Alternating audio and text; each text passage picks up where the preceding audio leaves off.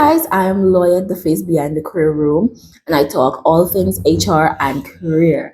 Today, we're going to talk about something that has been on everyone's lips.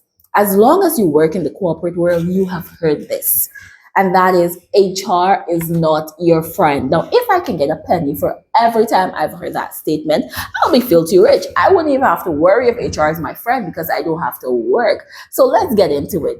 Is HR your friend? And the simple answer is no. HR is not your friend. Now, why did I say this? Now, before I go into this, I must say that these are my thoughts, these are my opinion, and if you have one that differs, feel free to share it. All are welcome as long as it's respectful. Now, getting back, why I said HR is not your friend. Just as you are an employee hired to do a specific task at the company, the persons within HR are also employees who are hired to do a specific task. And that is one, to bridge the company's strategic goal with its talent and ensure that the productivity level soars. And two, and very importantly, I must say, is to mitigate any risk, mostly legal risk or employment related risk for the company. With that in mind, HR first interest has to be to the company, to protect the company. And that is why it's hard to even expect HR to be your friend because they have a job to do. But that does not mean that HR cannot care for you. And I think that is a thin line that a lot of people don't understand, including persons who work in HR. You can still care for somebody without having to be their friend. And when I say that, what I mean is you can still look at their career development. There are policies, there are laws, there are regulations that are set in place to protect employment relationship, to protect the employee against certain biases, to protect the employee against certain discrimination that HR can enforce. But if we're being honest, like let's talk. If we're being honest, especially in the Caribbean, you find that a lot of HR are biased, a lot of HR departments are biased towards management. And that's not to say all of them, because I have seen, I've worked in HR department where the employee interest is actually advocated for by HR.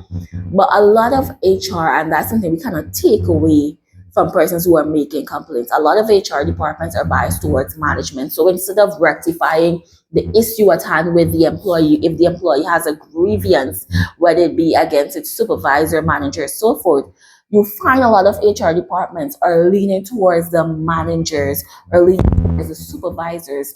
And that is where the statement comes in that HR is not your friend, because employees can see the blatant bias and they have an issue with that.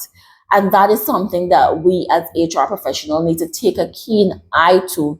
And that can assist us in moving forward and having a greater relationship with the employees within a company and to prevent turnover and all of these things. Because when an employee see that you don't have their interests at heart and you are actually supporting certain behaviors that are not healthy, they leave the company. So your turnover rate is very high. You often hear that employees or people don't leave companies, they leave bad managers.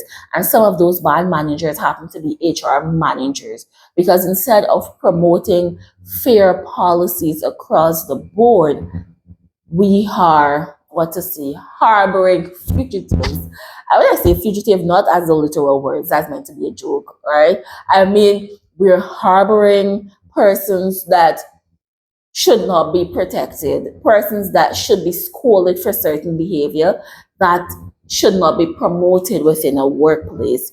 And that is how we can start to prevent the saying from going around in our own workplace that HR is not your friend, by simply doing the right thing. And that is not to say as an HR person that you need to go above and beyond and feedback the employee information and give information that you're not supposed to give out, but taking the necessary right steps to promote fairness, to show that you follow the legislation and the regulation that guides employment relationship, can tend to take away some of those feelings that HR is not your friend. And again, I'll repeat, HR is not meant to be a friend, but HR is meant to show that they care for the employee. That is why we've moved away from personal management, because we're not putting the human, we're putting the human first, human resources. And that's one of the first steps you can take to promoting employee well-being and showing that you care for them.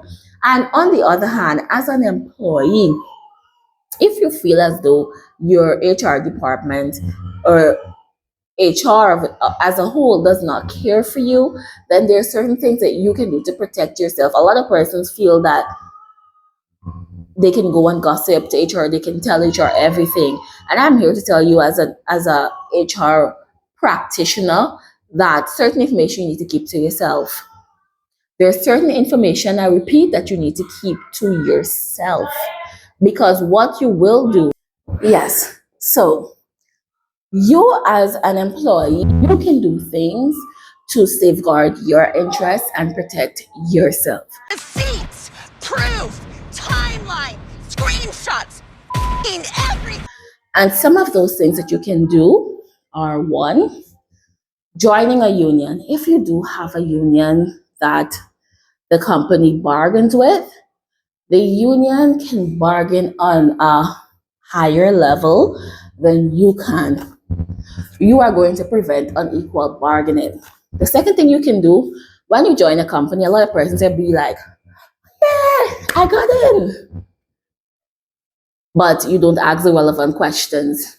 You don't look for the relevant things. Read your contracts thoroughly. Read the fine prints. Guess what? All companies should have policies and procedures, and if they don't, then there are laws regulating it.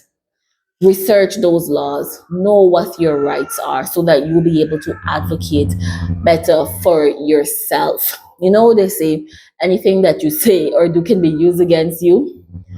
It's kind of the case with HR, because when you release certain information to HR has no other choice, if it's something that is detrimental to the company, than to share that with the company, as long as it's not personal data and so forth. So you can take steps to mitigate having to depend on HR to be your friend. So in conclusion, it is my firm view that HR is not your friend, but HR does not need to be your friend to care for you, to look after your workplace well-being, to not make the place toxic for you. So that's my one two. I would love to hear what your thoughts are on whether you think HR is your friend, and share in the comments section below. Thank you for watching.